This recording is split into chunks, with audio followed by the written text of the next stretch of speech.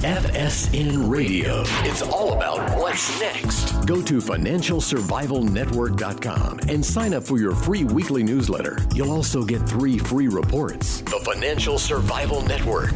It's all about what's next. Welcome. You are listening to the Financial Survival Network. I'm Kerry Lutz. Today is September 23rd, 2019. Shout out to my son Brandon for his birthday. He's overseas now, so we're not here to celebrate it together. But anyways, Brandon, happy birthday. Well, a lot of trouble brewing in the market, a lot of things going on that there is no explanation for from the powers that be. We've got a major silver rigging case being brought against JP Morgan Chase, but hey, the market's not manipulated. Everybody knows that. Well, John Rubino is on here, dollarcollapse.com. Make sure you sign up for his newsletter. Check out the site. Great writing. With us now to try to discern fact from fancy, or as Joe Biden would say, trying to separate fact from truth. I don't know how you do that. Well, John, hey, happy Monday. So we've got a question from a long-time FSN member, community member, Jesse J. And he's talking to you particularly about Bitcoin. I guess he read our paper that we did. We're going to have to update the white paper. You know, it's like out of date already. But he's saying more than likely these allegations against Diamond's trading desk employees is retribution for Jamie talking trash about Trump and wanting to run for president. This is what happens when narcissists attain too much power. It's a very good question for John. What consequences for JPM and commercial banking in general could develop if these investigations reveal what is really going on? I understand there are so many variables, gold, Bitcoin, interest rates, cap markets, etc., but Chase and Citi are global entities. Will the boomers finally relinquish their power and assets to the big players, or will they trust them to their kids and grandkids? That's an interesting question. So I guess we got to kind of break it down. So first, we know that JP Morgan is subject of an investigation, perhaps a RICO action brought on by the Justice Department for rigging silver. Of course, it was only rogue traders that were responsible for, had nothing to do. There's 3 traders, had nothing to do with the company's policies, right? Yeah, nothing to do with the guys at the top. Well, first of all, with the whole precious metals thing, we got to separate the kinds of manipulation that are being alleged and that are apparently going on. GATA and the sound money community in general for years has been saying that the governments of the world have been suppressing the price of gold by taking gold from their reserves, giving it to big bullion banks like JP Morgan Chase and Goldman Sachs, and having those banks dump that gold on the market to suppress the price. Now, what they're being accused of now is a completely different thing. So it's not the big manipulation that is systemic and illustrates the false nature of today's fiat currencies. This is traders manipulating markets in order to make profits in the short run. And those guys, spoofing is one of the ways they do it. They put a bunch of fake orders out there and get people in the market to react to those orders, and in that way betray what they want to do. So now the traders know what the other players in the market want to do, and that gives them a huge advantage. They can use that to make money going forward. That's illegal, or at least it's been going on forever. But apparently now it's illegal. I don't know how it became illegal after a decade of these guys doing it in pretty much every market. And the gold bugs for a long time have been saying, well, you know what? It would be more of a surprise if gold and silver weren't manipulated, since every major market is manipulated, and that's coming to light now. That's what they were doing. That's a crime, and it should be punished really, really severely. And it looks like the government is at least talking, like you said, about applying the RICO statute. That would be bigly. Crime. That would be huge. Because that defines the organization as a criminal organization. which is what we should have been doing all along. You know, of course it is.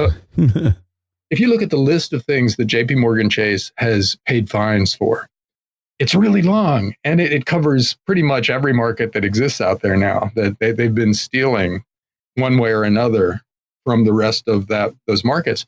And you would think at some point the weight of criminality would move the discussion from, oh, this trader was, on this desk over here in this obscure department was doing this thing, and we'll reassign him, and we'll pay a little fine, and that's that. From that kind of a situation to the whole criminal organization thing, where, you know what, if you're committing crimes in 8 different business lines simultaneously, then your organization is a criminal organization. And, that I think that would be the best thing that could happen for the U.S. financial markets in the long run. It would be disruptive in the short run. But if we just, define some of these guys as criminal organizations and just shut them down, just took away JP Morgan Chase's banking license, then everybody else would learn what they can't do, and the system would go forward in a much cleaner, more honest way. You're forgetting one thing, John. They're too big to jail. Too big to jail. See, Eric Holder will go down in history for that one speech. We'll forget about that guy. He was Barack Obama's, what's the top lawyer's job? Attorney General. Attorney General. Yeah. Totally corrupt to the core, corrupt in every freaking sense of the word, evil, whatever you want to say. He was the worst of the worst of the worst, except for all the rest. Yeah, but he actually came out and he said, you know what, we can't, even though there are crimes being committed by these big banks, we can't prosecute the banks themselves or their top executives, because that would disrupt the financial markets, which is an astounding thing to say. Basically, he said, like you said, banks are too big to jail. They can do anything they want to, and all that's going to happen to them is that they pay a fine, which will turn out to be a fraction of the profits that they made from their crimes. That's so like that the just mafia. opened the floodgate. Yeah, it is. That's what they do with the mob, right? They're paying protection. Yeah, it's like the way the mob has to pay judges and police to be able to commit their crimes. These guys have to pay off the SEC every once in a while in order to continue to once in a while. Yeah, like all the freaking time. Every couple of weeks. Yeah, like they'll just fine them $1 billion. I think it's not even. They should just say when they're fining them, it's a membership fee. They shouldn't even call it a fine. It's protection money. Yeah. But I see, these are financial crimes on this scale are kind of like hate crimes in a way. And, in the sense that we define some crimes as more serious than the actual physical act because they were aimed at an entire class of people, and we punish them more severely. Well, crimes against the financial system and capitalism in general are the same thing. They don't just hurt the people that some trader stole from. They hurt our perception of the entire system, because we come to believe that the system itself is corrupt, and people aren't as likely to vote for a relatively free market capitalist system when they believe it to be corrupt. And so capitalism itself loses. So I think a category of crimes defined as crimes against capitalism with much more serious penalties are in order here, where you perp walk the top 1,000 people from Wall Street to the federal prison, nearest federal prison, and, lock them up for a long time, take away every penny they made from what they did, impoverish their families all the way out to third cousins, and do that as part of an election campaign. You promise, if I become president, I'm going to do this. And then once you're elected, you do it. That would be a winning campaign strategy, for one thing. And it would make the financial system work a lot better, because you have to have consequences when you commit crimes. You would think. Systemically, that's more true than just for individuals. We can't have a system where crimes like this are basically okay. And it's the way you do business. Because, these traders right now who are in trouble for spoofing the gold and silver market, what they're doing? They're thinking, wow, I thought that was legal. Or I thought it was at least okay. Now they're going to put me in jail? Really? Because my boss told me to do it. There was that book about the guy he was in London and he was fixing LIBOR. And yeah, I read everyone that book. knew, right? I interviewed the author. Everyone knew that he was doing this. His bosses knew. And then he got caught. And then it was all of a sudden was like, we didn't know anything about this. That's really bad. And you know what's amazing? He was pretty much the only guy who went to jail for anything like this. You know, there were vastly more serious crimes being committed by Goldman Sachs in the asset-backed security markets and lots of other places and lots of other industry giants. And this is the only guy who actually had to go to prison. So yeah, it's amazing how much these guys got away with in the last cycle, because everybody assumed that to do any more to them would impair the financial system in some really fundamental way. And that was completely wrong. You know, we didn't have to bail out the big banks. We could have just let them fail. And, you know, we could have adopted the Iceland model where they let their banks do whatever, you know, and they put the bankers in jail and they protected small depositors. So they bailed out the individuals who were hurt by the crisis, but they let the guys who caused the crisis go to prison or go bankrupt or whatever.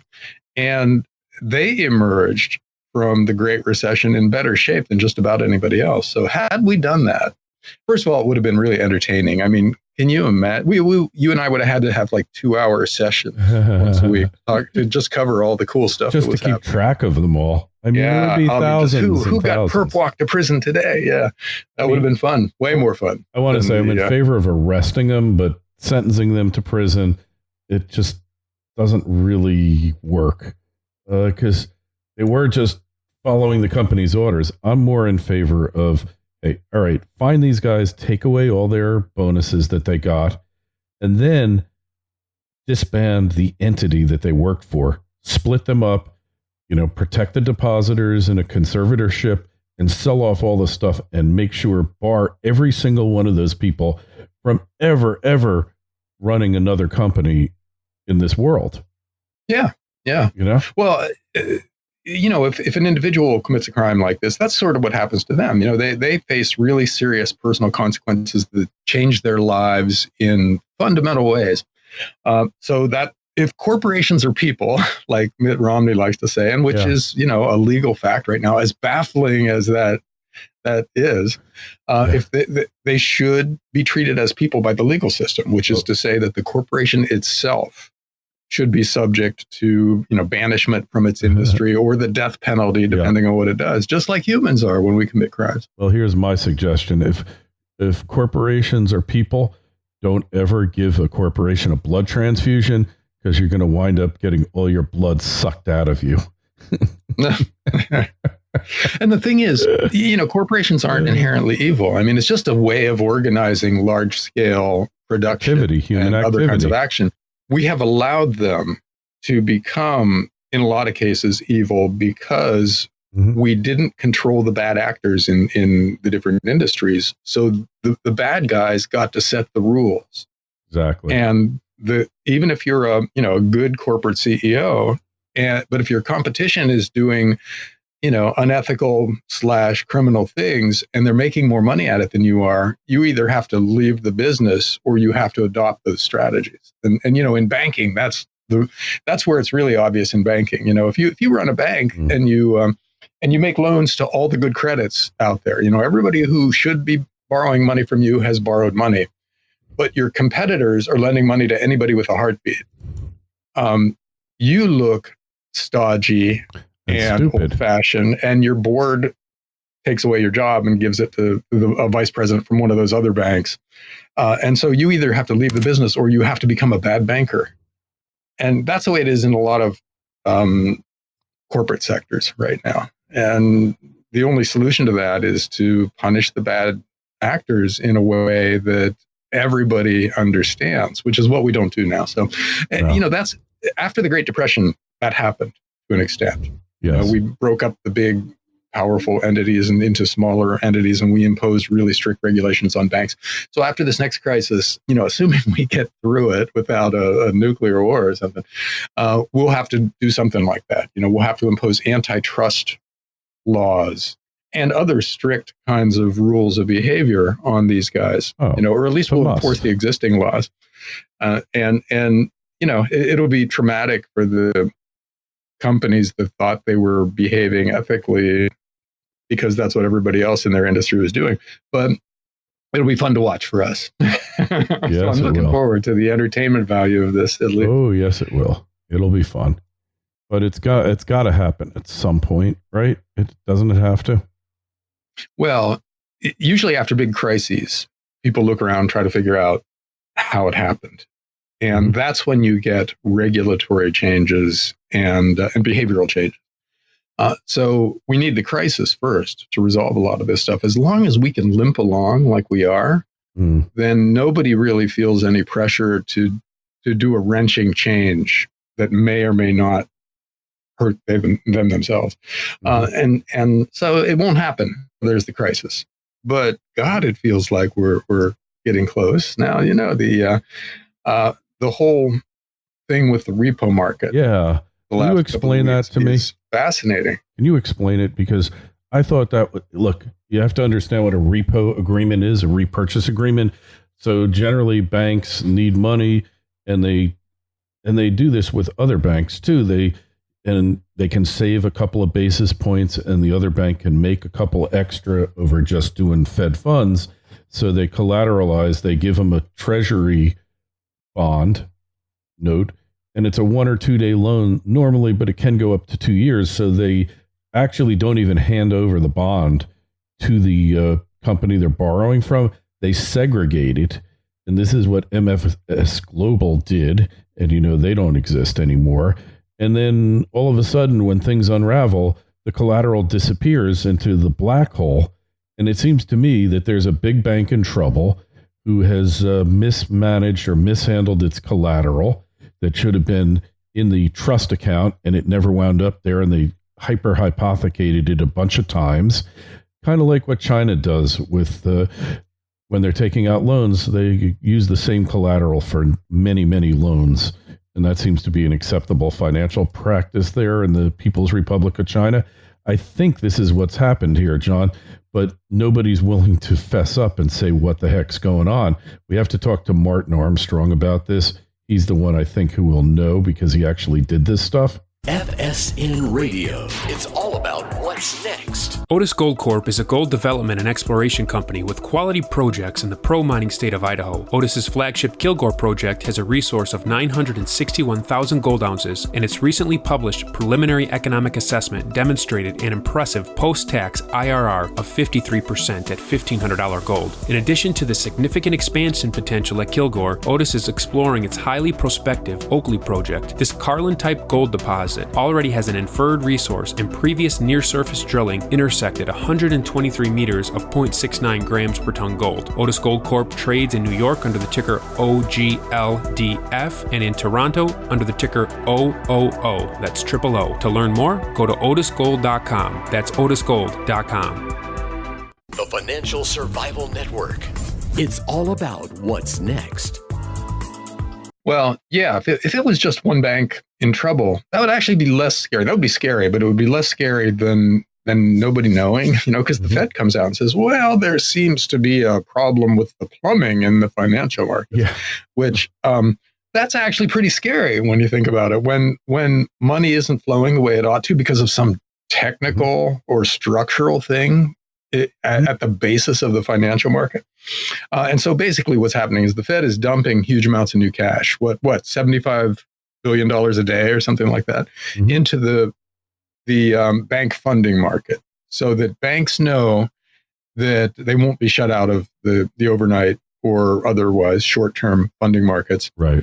And so they can go on as normal. They don't have to change their business activities to take into account the fact that they might not be able to get funding for a lot of what they're doing. I think it sounds like the Fed is just hoping whatever it is will go away after a week or two of this. And since we don't know what caused it, we can't know whether it will go away or not, or whether it'll get worse, and so it's pretty scary. It's not really affecting the broader financial markets yet, because the assumption is that the Fed's got this. You know, that's like what we've been subprime conditioned to mortgages. believe. Just like subprime mortgages. We got this covered. Or to quote John McCain, the economy is still fundamentally sound, if it ever was. Right? If it ever was fundamentally sound. The guys in charge always have to say that, right? Because the minute somebody with any real influence says, oh, it looks like we're heading into a recession, then everybody front runs that, right? They just, they bring about the thing that the guy predicted. So you can never take what the Treasury Secretary or the chairman of the Fed or the president, even in most cases, says at face value, because they have to lie.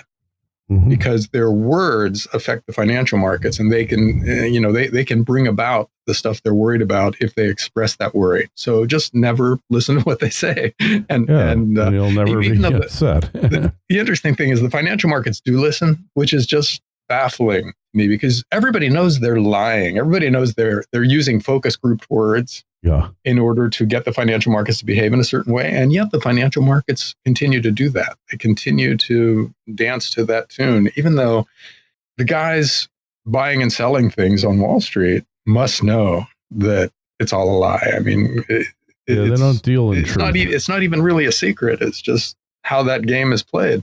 They're not in the truth business. The guys on Wall Street, they don't know from truth.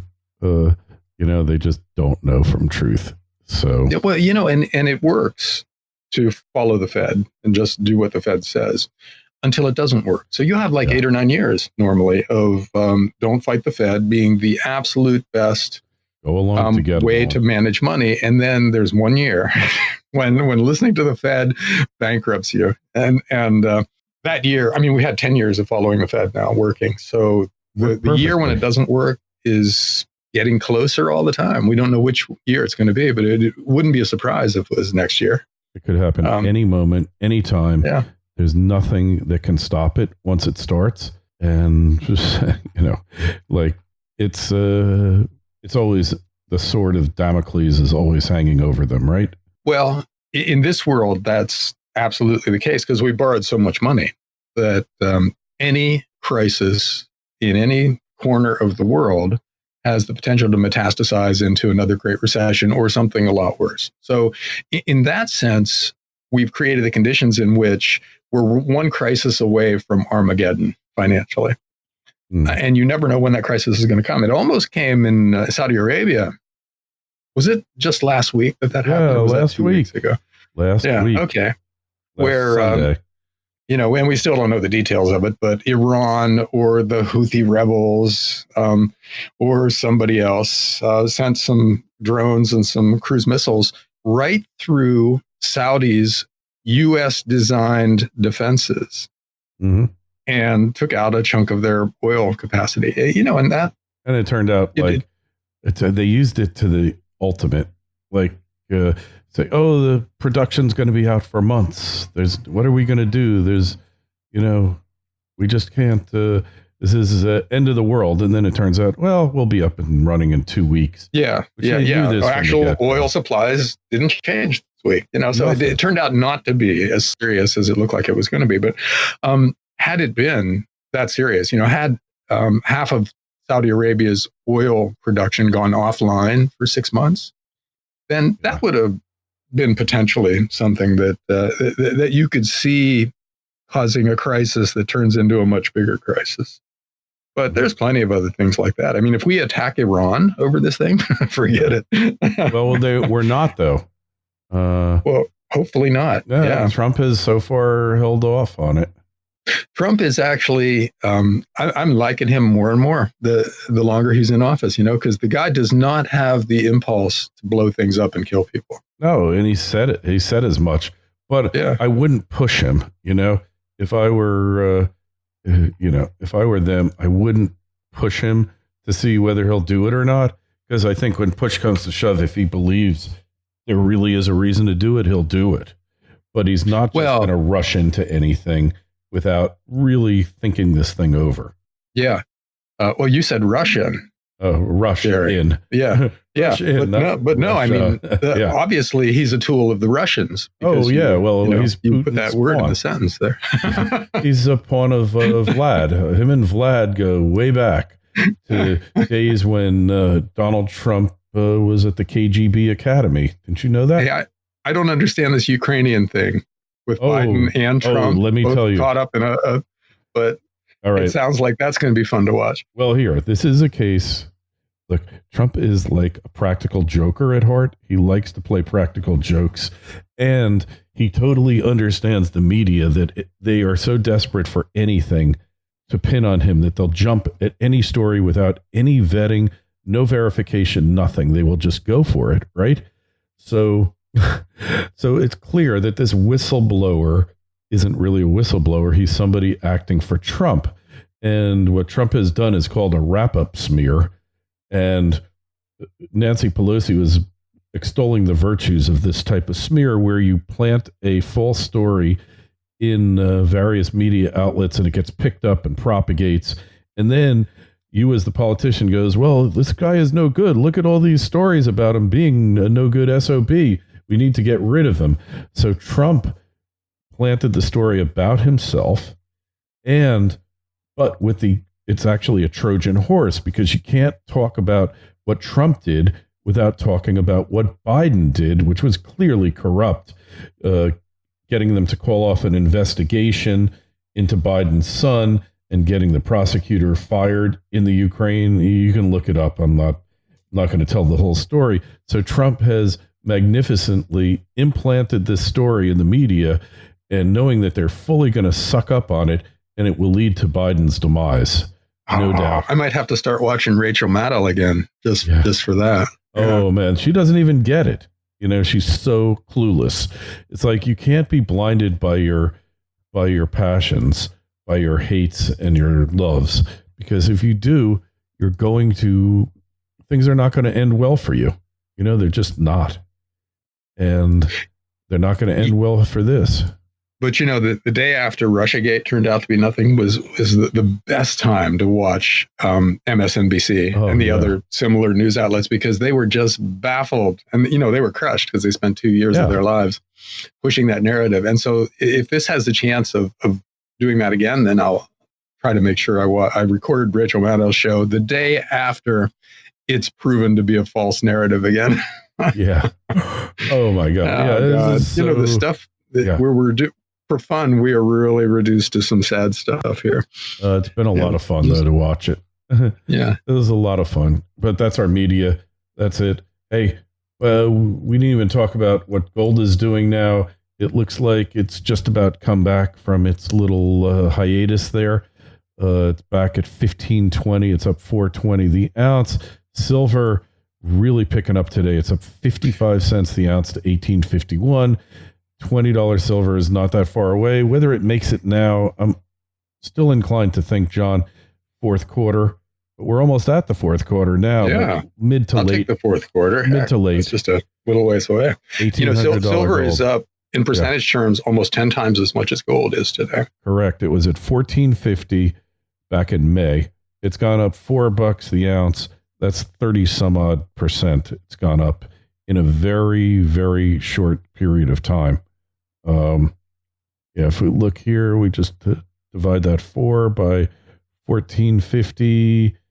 It's close to 30%. So, it's really come up quickly, and nobody was expecting it. Experts surprised at strength of silver, right? Well, the gold bugs all got this because the gold to silver ratio was outrageous. Oh, yeah. Wow. And historically, silver always outperforms gold when when it gets this cheap relative to gold. And so, it shouldn't be a surprise that it's happening. And the only question is, how far does it go? If the gold to silver ratio drops to 40, which is typically where it drops during one of these cycles, that's a huge run for silver. I mean, that puts silver up into the $40, $50 range if gold keeps rising a bit. So, and that shouldn't be a surprise either. I mean, silver has been there twice in its history. Oh, yeah. Whenever people get a little bit excited about it, it's such a thin market, it just rockets up to 50. And I think this time it could easily blow through 50 and not look back. It's still at 82. Finally see that. We got to start planning. Got to start planning the $100 silver party. Where we're going to have it. Do it. Yeah, we are definitely going to do it. And this time, hey, we'll see. It's all that closing price at the end of the year. But what surprised me and showed weakness of the manipulators was that they weren't able to drive gold under $1,500 the ounce last week. And I think that was significant. So, but we'll see where it goes this week. Anyway, that's it for this week. Make sure you go to John's site, dollarcollapse.com, and sign up for his newsletter. Ours is financialsurvivalnetwork.com. Sign up for that. John, we will catch up with you next week. Have a good one. Thanks, Gary. See ya. FSN Radio. It's all about what's next. Go to financialsurvivalnetwork.com and sign up for your free weekly newsletter. You'll also get 3 free reports. The Financial Survival Network. It's all about what's next.